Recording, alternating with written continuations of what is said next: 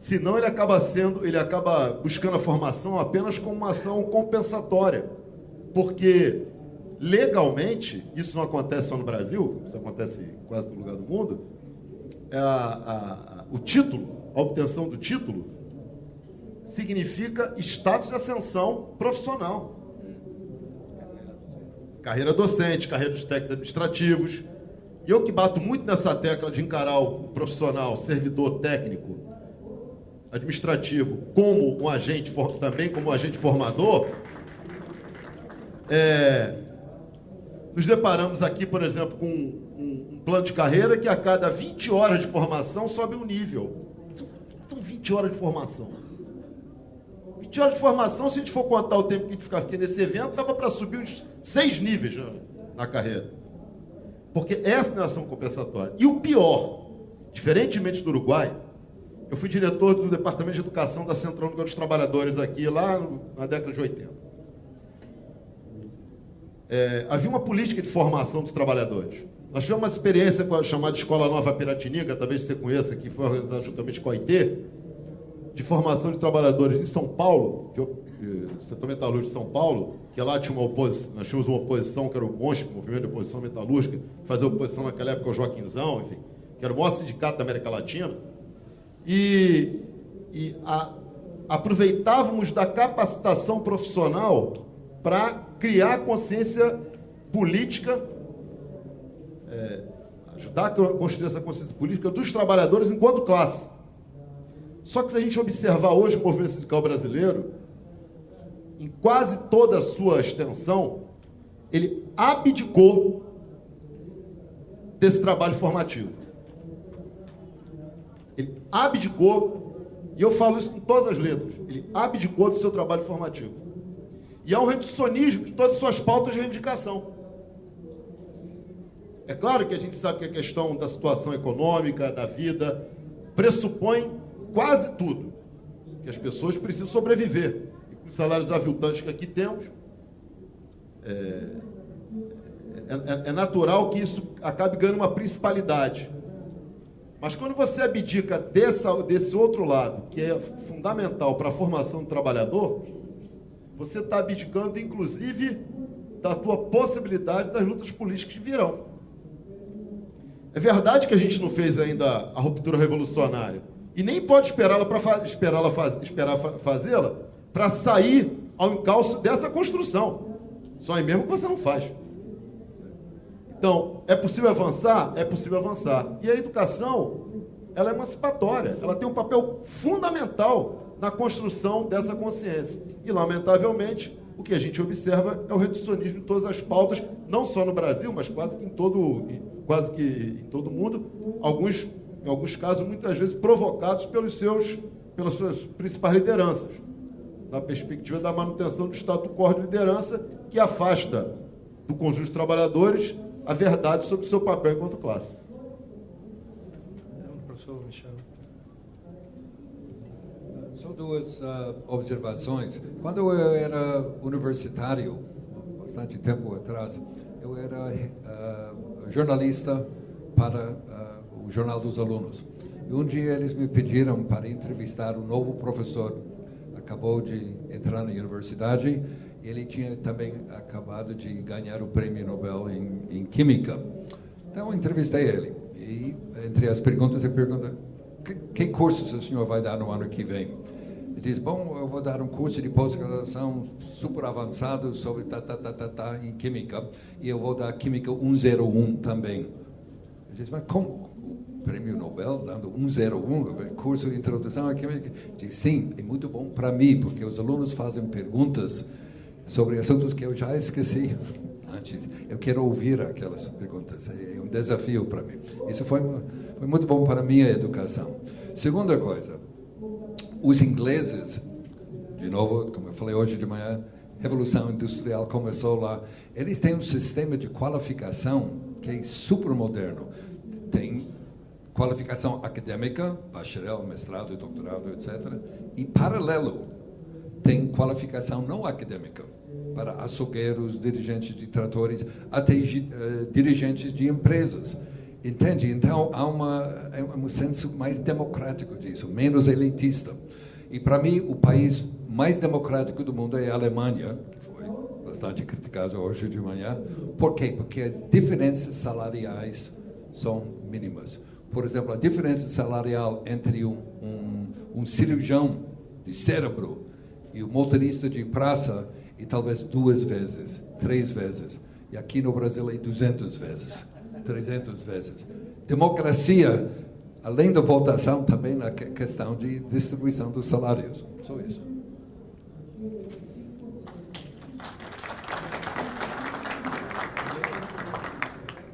Bom, professor Marcelo?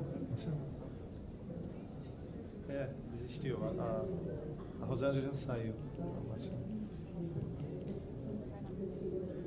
Em primeiro lugar, eu gostaria de dar parabéns aos debatedores aqui pelos temas apresentados. Mas eu gostaria que cada um colocasse a respeito do seu país como é que a neurociência está na formação dos docentes. Como está sendo aplicado isso? Porque, para o futuro, o que a gente percebe é que esse é um papel fundamental que o docente tem que assumir, conhecer o cérebro humano. Quanto mais ele conhece, acredita-se, que melhor ele vai entender como ensinar. E a aprendizagem se dá através do cérebro e através também dos sentidos. Então, a minha pergunta é essa. Em cada país de vocês, como é que isso está sendo colocado? E quais as perspectivas de vocês com relação a isso? A neurociência, como que ela tem sido usada? Bom, estamos abertos aqui. O professor quer falar? Estou aposentado, eu posso arriscar tudo, entende? Ele falou besteira, tudo bom falar besteira. O Brasil ainda não acordou, na verdade, para as ciências cognitivas, pelo menos não na área de educação propriamente dito. Se nós já sabemos que 99% do DNA o ser humano compartilha com os chimpanzés, os macacos sem rabo, essa coisa toda, por que a gente não olha para ver como eles aprendem, para entender como nós aprendemos? Isso não quer dizer que vai ser idêntico, mas pelo menos algumas diretrizes. Tem um ótimo livro que tem um capítulo sobre isso, do Edward Hall, acho que é americano antropólogo, chamado Além da Cultura. Edward Hall, H-A-L-L. Ele era muito famoso por prosêmica, na época de semiótica, aquela coisa toda. E ele tem um capítulo sobre a aprendizagem entre os macacos, os chimpanzés. Eles não aprendem com seus mais velhos, não aprendem dos seus pais, seus tios, etc. Eles aprendem através de atividades lúdicas, de ensaio e erro, de como sobreviver na selva. Quebra um galho, insere no buraco no chão, tira, tem formigas ótimas para comer, etc. Sempre em grupos de 10 ou 12. Não, isso tem muito a ver conosco. Quer dizer, quando a gente fala sobre necessidade de aulas com poucos alunos ou muitos alunos, se está dentro do nosso DNA que fomos programados para aprender, até certo ponto, evidentemente, certas diferenças, porque a gente não argumenta que precisamos de aulas de reduzido número de alunos, porque a gente aprende melhor através de estrutura de jogos. Eu tenho uma orientanda, inclusive na USP agora, que está trabalhando sobre jogos como em forma educacional, etc. Então, minha reação à pergunta seria essa. Eu posso completar? Eu vou na contramão aqui do Nicolelli. Nicolelli, ele cientista que instalou um centro de neurociência em Natal e igualmente aqui o professor colocou, a aprendizagem significativa, ela diz que você aprende melhor em grupo e não individualmente. Talvez esteja lá marcado no nosso DNA, eu não sabia disso, mas pode ser que seja. O fato é que, enquanto ciência, a neurociência, ela pouco é usada, enquanto ciência, a neurociência pouco é usada nos cursos de formação de professores no Brasil. Pouco. Podia relatar aqui, fosse contar onde eu tenho conhecimento, pelo menos, ia sobrar dedo se eu contasse. Embora elementos da neurociência sejam utilizados para a formação de professores. Não só de professores.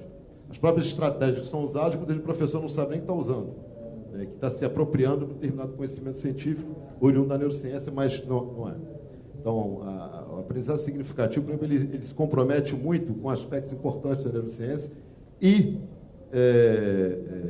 trabalha não necessariamente em cima do concreto, ele trabalha mais na perspectiva da construção do conhecimento de forma coletiva, né? Que é uma discussão, enfim, que não sei se você é da área da neurociência, acredito que seja pelo seu interesse, mas é que eu pude acompanhar em algumas atividades aí que eu tive até com o Nicolelli recentemente, discutindo sobre isso. Mas no Brasil ainda é muito pouco explorado o potencial que poderia ser explorado na formação de professores, não tem nenhuma dúvida sobre isso aqui. Yo en Uruguay no tengo la más pálida idea de cómo se hace eso, no tengo idea. No sé, voy a averiguar.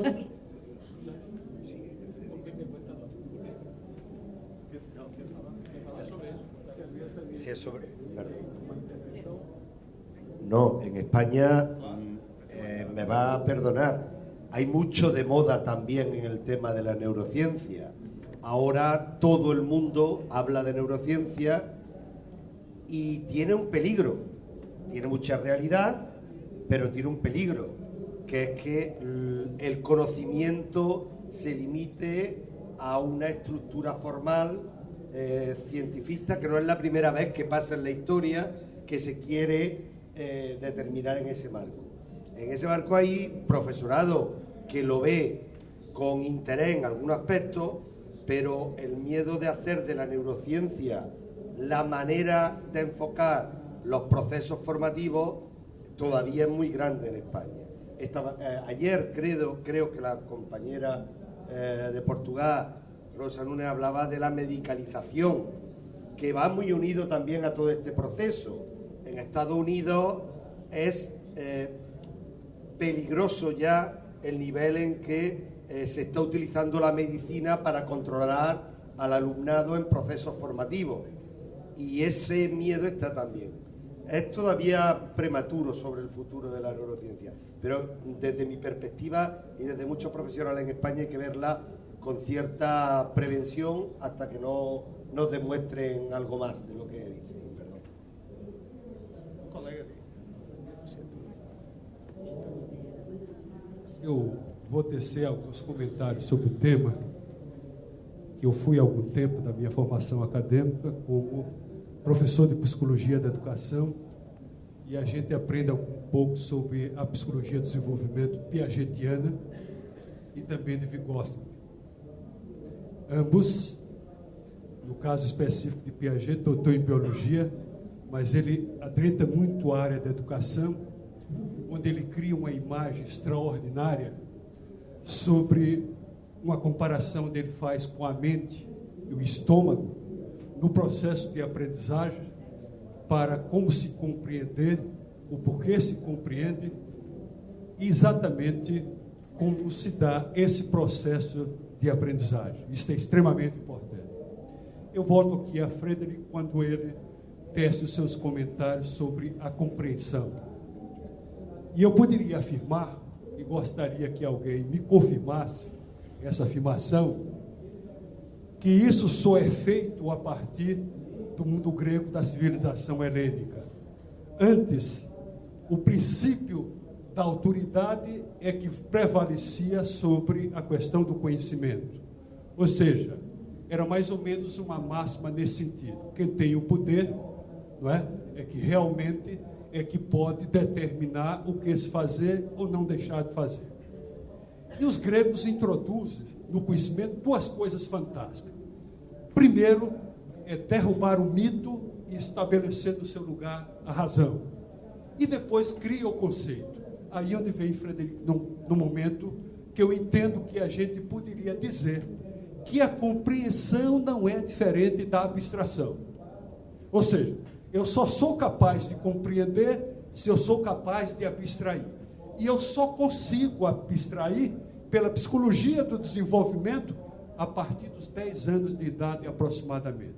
Para dizer, isso vai depender agora da formação e alguns aspectos do ponto de vista também nutricional. Se a criança ela nasce numa família onde ela tem um estímulo não só do ponto de vista cultural, mas do ponto de vista nutritivo, ela é capaz de começar a abstrair a partir dos 7 anos de idade, segundo Piaget.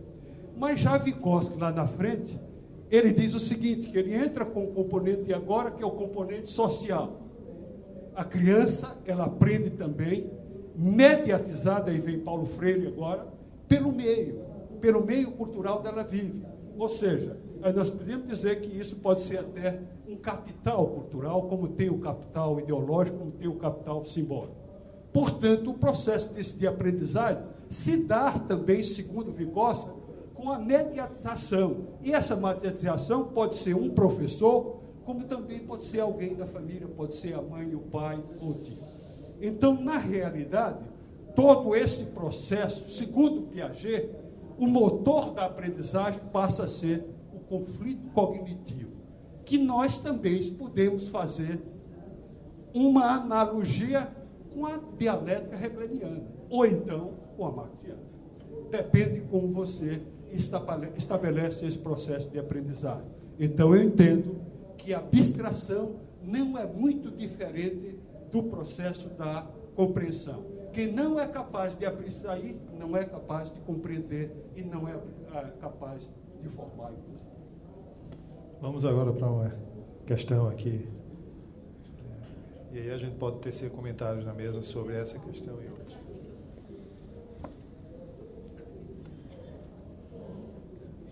Bueno, en realidad yo iba a decir algo que perdió vigencia, porque iba a sumar o iba a aportar a una idea que propone Cecilia, ¿no? Que en algún punto ella dice algo así como que hay que tener disposición para aprender, y yo pensaba también hay que tener disposición para enseñar.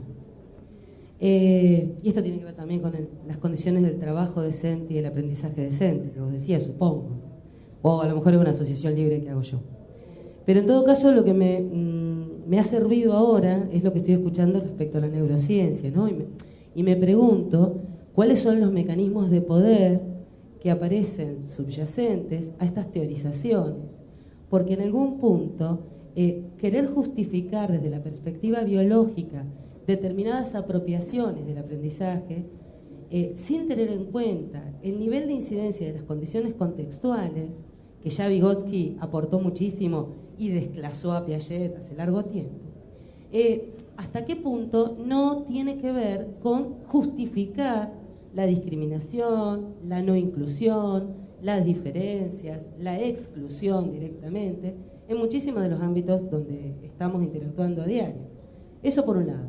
Y por otro lado, pensando en esta cuestión, este tema de la neurociencia hasta viene a justificar que haya estudiantes de primera y estudiantes de segunda, ciudadanos de primera y ciudadanos de segunda, que pasen por circuitos de formación diferentes, cuando en realidad, por lo menos desde el ámbito de lucha sindical al que yo pertenezco, hemos siempre reivindicado la necesidad de que hubiera una única currícula, si bien diferenciado, un currículum nacional, si bien diferenciado en función de las realidades regionales, pero que determinara que todos y todas los que vivimos y las que vivimos en el territorio o en un determinado territorio tengamos las mismas posibilidades de acceso a partir de esos niveles de enseñanza, ¿no? Entonces, en algún punto, conectar la neurociencia y esto de justificar niveles educativos para aquellos que van a ser doctores y para aquellos que van a ser cirujanos y para aquellos que van a ser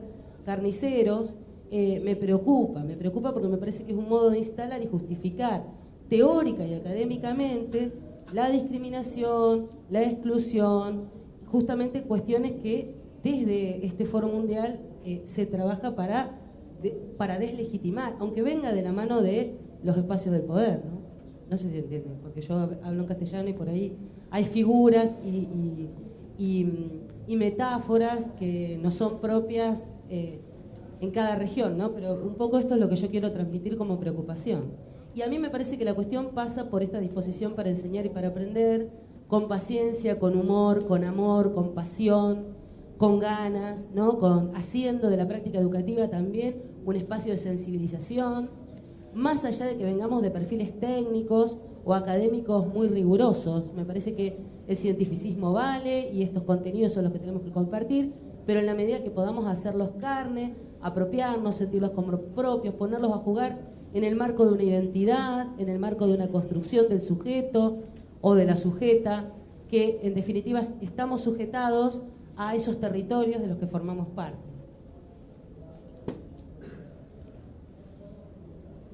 Ok. Alguém vai comentar? Ok. Então, finalizamos a nossa mesa. Obrigado.